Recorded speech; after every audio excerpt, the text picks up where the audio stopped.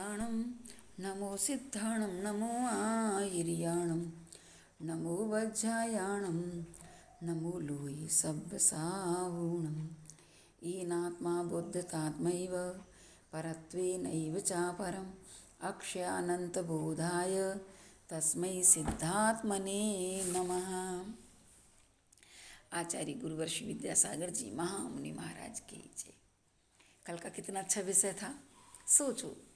इसलिए अपन तो प्रवृत्ति में ही है, इसलिए हमेशा देव शास्त्र गुरु की भक्ति बिल्कुल तन्मयता से करना चाहिए, तल्लीन होकर के करना चाहिए बिल्कुल, और बिल्कुल समर्पित समर्पण भाव से करेंगे तो नियम से वो गुण हमारे अंदर जरूर आएंगे। यानी प्रभु के गुणानुवाद से हमारे अंतस के गुण प्रकट होते चले जाएंगे। कितने आचार्य पूज्य पाद स्वामी ने क्या बात कही, बहुत गजब की बात है। जो लोग पंच परमेष्ठियों के प्रति हे दृष्टि पूजा आदि को दान आदि को हे बताते हैं, उनके लिए कहा अरे जरा विचार तो करो। जिन पंच परमेष्ठियों का ध्यान श्रेणी में भी सिद्ध भगवान का ध्यान भगवान साधक करता है, तो हम तो प्रवृत्ति में हैं, कोई श्रेणी नहीं है। अभी तो अविरत सम्य दृष्टि हैं, देशव्रती हैं या मुनि हैं, हमें तो पंच परमेष्ठि अभी उपाधेय हैं और उनका चिंतन करते करते आत्मा का भी चिंतन करें। लेकिन पंच परमेष्ठियों के चिंतन के बिना कभी तुम आत्म वैभव को प्राप्त नहीं हो सकते। कहते हैं ना, शुद्धात्म और पंचगुरु जग में शरणा दो ही शरण है। पहले पंच परमेष्ठि शरण है, बाद में शुद्धात्मा है। कहते हैं पर के सहारे से ही हम अपने आप के सहारे बन सकते हैं।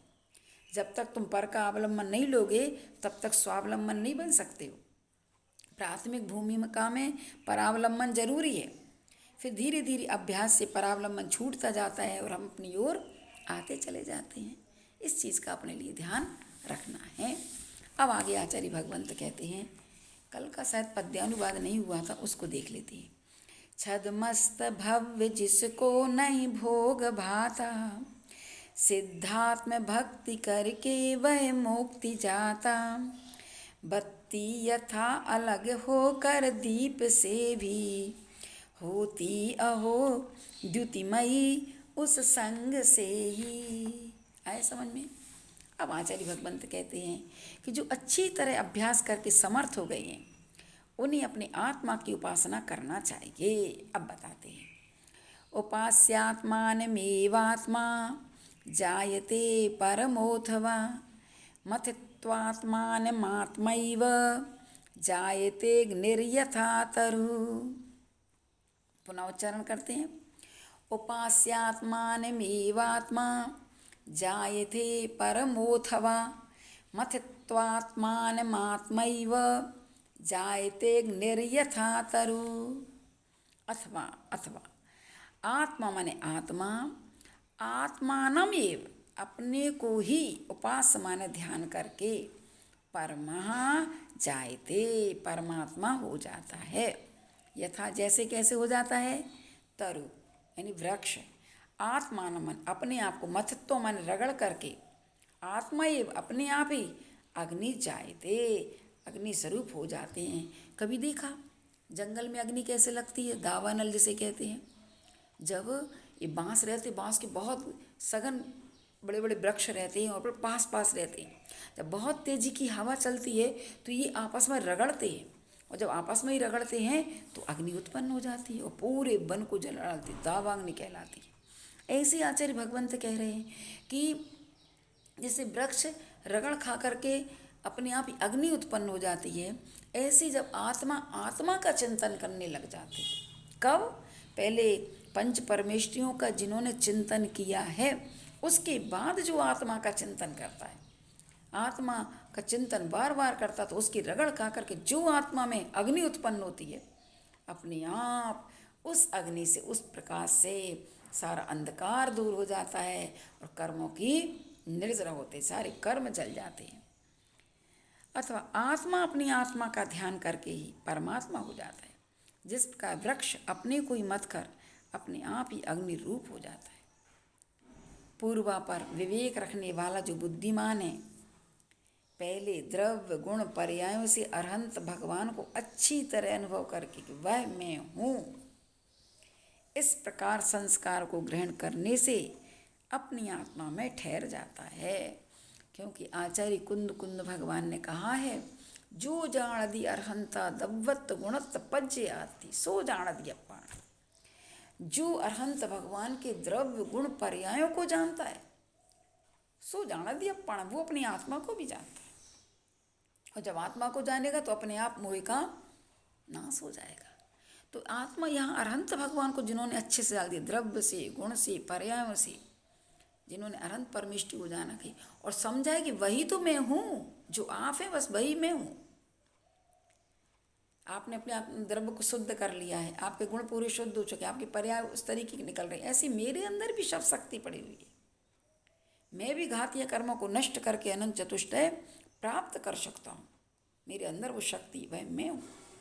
ऐसे संस्कारों को ग्रहण करके जब अपने आप में ठहर जाता है, तब आचार्य भगवंत कहते हैं वह आत्मा अपनी आत्मा का ही निश्चय से उपासना करके परम अरहत हो जाता है, अरहंत बन जाता है। क्योंकि उन्हें सो पर आत्मा की सामान्य पने से अनुभूति होती है। अपने अरहंत की भी अपने आत्मा का अनुभव हो रहा है कि नहीं हो रहा, और अपन देख ही रहे सामने साक्षात अरहंत को। सो पर आत्मा की सामान्य पने से अनुभूति, जिस प्रकार की वृक्ष अपने संघर्षण से स्वयं ही अग्नि रूप हो जाता है, ऐसे ही जब आत्मा का चिंतन करता, पूरे षट कारक लगाओ, आत्मा अपनी आत्मा को आत्मा के द्वारा आत्मा के लिए, आत्मा से आत्मा का आत्मा में लीन हो जाता, तो अपने आप सारे षट कारक है ना जो पूरे लगाओ अपने आप, निश्चय से घटित हो जाते। तो इस तरीके से आचार्य भगवंत ने पहले पंच परमेष्टियों की भक्ति बताई, फिर आत्मा ही गुरु, आत्मा ही सब कुछ हो जाता है। ये बहुत ऊंचे स्तर की बात है। अपन सिर्फ चिंतन कर सकते हैं, लेकिन कभी भी पंच परमेष्टियों को छोड़ नहीं सकते। अभी इस पर्याय में, और जब तक परिग्रहवान हैं, जब तक वस्त्र से सहित हैं, तब तक हम अपनी पंच परमेष्टियों से दूर नहीं हो सकते। प्रतिपल उन्हीं का चिंतन, उन्हीं का ध्यान, उन्हीं की चर्चा, सब कुछ उन्हीं का। आपस में चर्चा भी करेंगे तो पंच परमेष्टियों की जिनवाणी देवशास गुरु की बात करेंगे, ऐसा। ठीक है, इसका पद्यानुवाद कर लें। जो आत्म ध्यान करता दिन रैन त्यागी, होता वही परम आत्म वीतरागी। संघर्ष से विपिन में स्वयमेव वृक्ष, होता यथा अनल है आई भव्य दक्ष। जो भव्य चतुर है उसके अंदर ऐसी अग्नि उत्पन्न हो जाती। विपिन यानी वन, जंगल में। अब आचार्य भगवंत कहते हैं स्व आत्मा तथा पर आत्मा के ध्यान का फल दिखाते हैं। ठीक है, इदीदं भाविये नित्य मवाचाम गोचरम पदम, स्वता एव तदाप्नोति यतो न वर्तते पुनः। बहुत अच्छी। इदीदं भावये नित्य मवाचाम गोचरम पदम, स्वता एव तदाप्नोति यतो न वर्तते पुनः। अब यहाँ पर आचार्य भगवंत बता रहे हैं, इति माने इस प्रकार, ऊपर कहे गए ढंग से, इदम माने इस, अवाचाम गोचरम वचनों की अगोचर, पदम पद की, नित्य मन हमेशा, भाव ये तो भावना करना चाहिए, स्वतः अपने आप ही, तत् उस पद की आपनोति प्राप्त होती है। कहते ना भावना से नहीं होती है। जैसी तुम भावना करोगे वही चीज़ तुम्हें मिलेगी।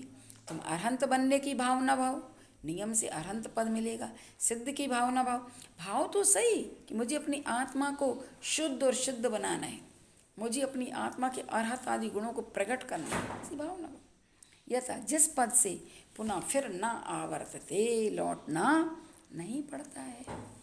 इस प्रकार कहे गए तथा भी वचनों के अगोचर इस परम पद की नित्य भावना करनी चाहिए, तभी अपने आप उस पद की प्राप्ति होती है, जिससे वह पुनः कभी जीव वापिस नहीं आता। एक बार सिद्ध बन गए, कभी संसार में नहीं आना। हमेशा हम कहते ना, एक बार दूध से घी निकल गया तो कभी घी कभी दूध बनते नहीं देखा। एक बार घी की उपलब्धि हो गई, फिर कभी दूध नहीं बनता। एक बार आत्मा संसार से मुक्त हो गई, फिर कभी पुनः संसार में नहीं आती है। तो इस प्रकार कहे गए वचनों से जिसे जानना अशक्य है, ऐसे भेद अभेद रत्न से परिणत परम समाधि तंत्र वाले इस पद की सदा भावना करे। अथवा आत्मा का पद वचनों के अगोचर है, इसलिए अंतरंग और बहिरंग जल्प को रोकने की भावना अर्थात प्रयत्न निरंतर करना चाहिए। फिर 3 गुप्तियों से रक्षित निश्चय रत्नत्र रूप निश्चय मोक्ष मार्ग में स्थित होकर अपने आप उस आत्म तत्व की प्राप्ति होती है। इससे सिद्ध होता जिस पद से दोबारा फिर संसार में अवतरण नहीं होता है। ठीक है, तो ऐसा पद हमें प्राप्त करना है। देखो, दोनों बातें निश्चय व्यवहार की बताई थी, फिर भावना भाव, क्योंकि भावना भावनाशनी होती है। देखो, आचार्य भगवंत ने इसका पद्य अनुवाद लिखा। देखो विशुद्ध पद को निज में सहियों, ध्याओ उसे बचन गोचर भी नहीं जो, पाओ अतः परम पावन मोक्ष धाम, आना नहीं इधर लौट वहीं विराम। आ गया समझ में? इसलिए अपन को क्या करना है? पंच परमेष्टियों की भक्ति करना है। और भक्ति कब होगी? जब हम पंच परमेष्टियों के गुणों को देखेंगे, और जब गुणों को देखेंगे तो गुणों के प्रति अनुराग होगा, और अनुराग होगा तो हमारे अंतस में भक्ति उमड़ेगी। जिसके प्रति लगाव, जिसके गुण दिखाई देने लग जाते हैं, उनके प्रति आपो आप अनुराग हो जाता है। और जब अनुराग हो जाता है तो अपने हृदय से ही उसकी प्रशंसा करने के भाव होते हैं, उसके गुणों का गान करने में आनंद आने लग जाता है। इसलिए यहाँ पर आचार्य भगवंत कह रहे कि अपने जीवन में तुम्हें क्या करना है? पंच परमेष्टि के गुणों को देखने की दृष्टि उत्पन्न करो। अरहंत के कितने गुण, कौन कौन से गुण हैं देखो तो सही, खोजो अंतरंग में। 46 गुण तो कह दिए हैं, पता नहीं अनंत गुण हैं। शुद्धों के पास अनंत गुण हैं, मूल गुण 8 कह दिए हैं। आचार्य भगवान के 36 कह दिए। मूलाचार में पढ़ो कितने सारे गुण हैं गुरुदेव के पास। ऐसे ही उन गुणों को खोजो, और जब हमें गुणवान व्यक्ति दिखता है तो अपने आप प्रीति उत्पन्न होती, लगाव उत्पन्न होता है, अनुराग उत्पन्न होता है, और सहज रूप में उनकी भक्ति हम करने लग जाया करते हैं। तो ये आचार्य भगवंत ने, आचार्य पूज्यपाद स्वामी महाराज ने कितनी बड़ी कृपा की है।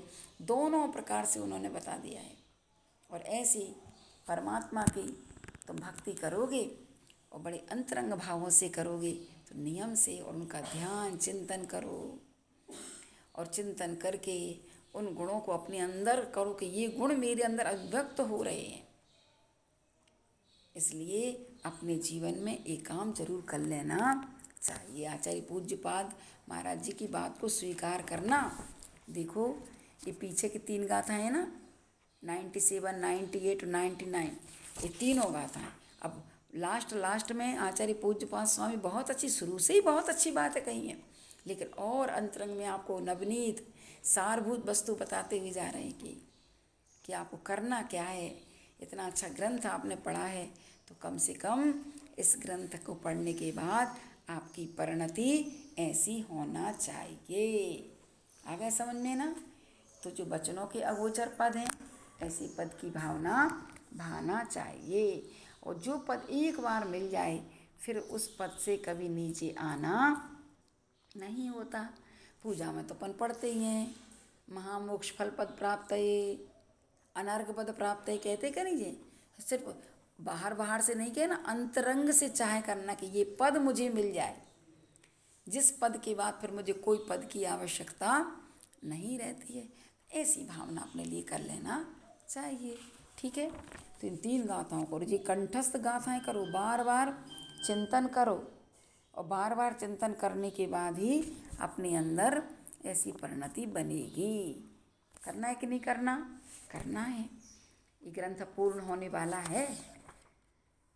अब कितनी गाथाएं रहेंगी? सिर्फ 5 छंद और रह गए हैं, 5 या 6 छंद और रह गए हैं। और इसके बाद फिर अपन को कुछ आगे भी और अच्छी चीज़ पढ़ना है, देखो क्या होता है। ठीक है, इतना ही रखें। बोलो आचार्य गुरुवर्षि विद्यासागर जी महामुनि महाराज की जय।